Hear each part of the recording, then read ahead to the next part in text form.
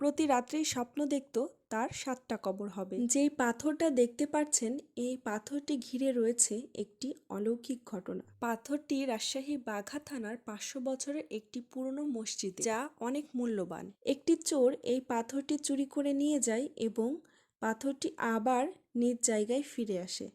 পুরো ঘটনাটা শেয়ার করব, আপনারা আমার সঙ্গেই থাকুন। পাথরটি আগে থেকেই মসজিদে ছিল, কিন্তু হঠাৎ করে একদিন গ্রামবাসীরা শুনতে পায় মসজিদের সেই পাথরটি আর নেই, চুরি হয়ে গেছে। মসজিদের সামনে একটি মই পড়ে থাকতে দেখা যায়। কে বা কারা চুরি করলো সেটা আর খোঁজ পাওয়া যায় না।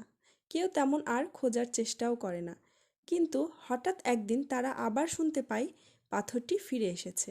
পাথরটা আবার মসজিদে লাগিয়ে দেওয়া হয়।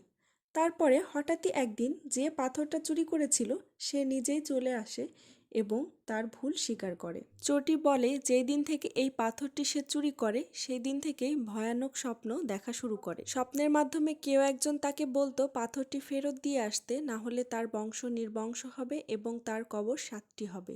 কিন্তু তবুও সে কোনো কথা না ভেবেই পাথরটি বিক্রি করে দেয় এবং তারপরে আস্তে আস্তে তার একটি বিরল রোগ হয় এবং পায়ে পচন ধরতে শুরু করে।